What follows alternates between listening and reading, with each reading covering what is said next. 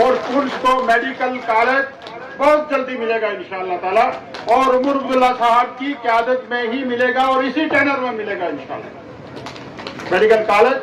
ये आप मेरी तरफ से आज अनाउंसमेंट समझिए, मेरा जज्बाती नारा समझिए, लेकिन मेडिकल कॉलेज आपको मिलेगा और वो किसी सेंट्रल प्लेस पे उसको खोला जाएगा, जिसके लिए हमें डीसी साहब आज मैं आपको रिक्वेस्ट करूंगा कि कम से कम 2-3 हज़ार कनाल एरिया जो है उसके लिए आइडेंटिफाई करके रखें, आप उस पर काम करें, इंशाल्लाह आपको मेडिकल कॉलेज जरूर मिलेगा। क्योंकि शुगून होता है ना जी, देख के मैंने देखा इतना बुजुर्गों में इतना जोश है, और सरकार के सामने कोई कमी नहीं होती है, सरकार होती है।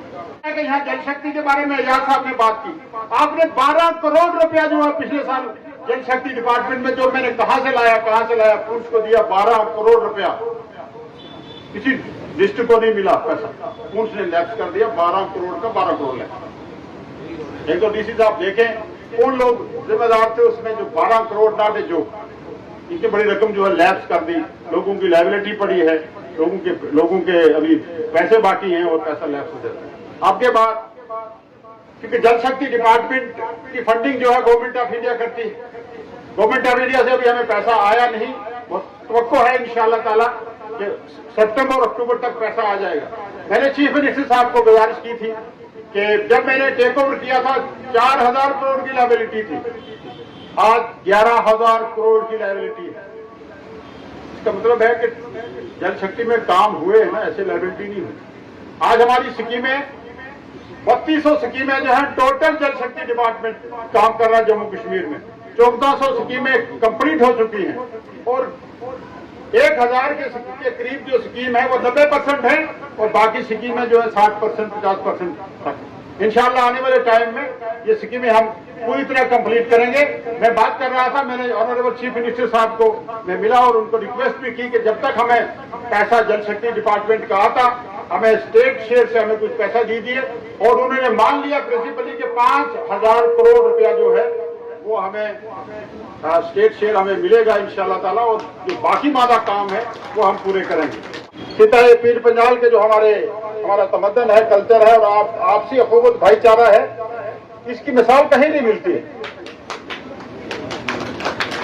मैं इसके लिए यहाँ के तमाम लोगों को मैं मुबारक करूंगा कि उन्होंने इस परंपरा को, इस रस्सी को मजबूत से थामा होगा, और यही काम आने वाली। आज कुछ ताकतें हैं जो मदद के नाम पे, इलाके के नाम पे लोगों को एक दूसरे से तोड़ने की कोशिश कर रहे हैं, लेकिन इस प्यार मोहब्बत तो अखुवत भाईचारे से वो ताकतें कामयाब नहीं हो पाती। मैंने देखा, हमने बहुत बार देखा है, लेकिन यहाँ क्योंकि डिस्ट्रिक्ट डेवलपमेंट कमिश्नर साहब यहाँ काफी, मुझे लगता है कि 1.5 साल से आप यहाँ काम कर रहे हैं, 1.5 साल से आपने देखा होगा कि ये जब ऑपरेशन संदूर चल रहा था, और वो लोग जिनके घरों में लोग शहीद हो गए, लाशें घरों में पड़ी है, लेकिन वो दूसरे को बचाने की कोशिश कर रहे हैं, वो दौड़ रहे हैं, पैदल दौड़ रहे हैं, स्कूटर पर जा रहे हैं, गाड़ियां तो चल नहीं रही, कोशिश कर रहे हैं कि हमारा तो क्या, दूसरे की जान बच जाए। तो ये पुंछ में ही दिखाई देगा आपको, दूसरी जगह कहीं दिखाई नहीं। हमारे सामने मिसाल है कि कोविड के टाइम में देश में क्या हुआ। अपनी औलाद ने मां बाप को हाथ लगाना छोड़ दिया, भाग गए, लोगों की लाशें पड़ी रही। आप खासकर दिल्ली और बाहर की स्टेट्स में आपने देखा होगा, लेकिन यहां का जो भाईचारा है, इस पे सब लोगों को फख्र करना चाहिए, और हमें इंशाअल्लाह फख्र। मेरे भाई प्रदीप जी, ये जब डिस्ट्रिक्ट डेवलपमेंट कमिश्नर साहब, मनकोट का फंक्शन है आज एस्पिरेशन ब्लॉक का।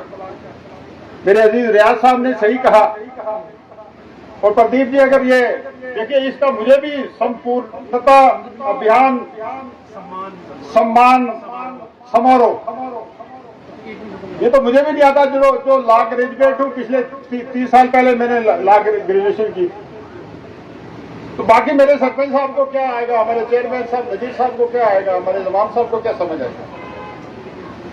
आपने एक बात कही, मुझे थोड़ा सा अचंभा लगा उससे। ऐसा होना नहीं चाहिए, ऐसा होगा नहीं शायद। आपने मज़ाहिया तौर पे वो कही कि आपने कहा होम मिनिस्टर साहब को इज्जत माफ, तो उन्होंने कहा नहीं ऐसा नहीं, ऐसा बोलो। कुछ मज़ाहिया भी करते हैं ना आप। तो देखिए, जो जबान है, और खासकर ये जो उर्दू जबान है,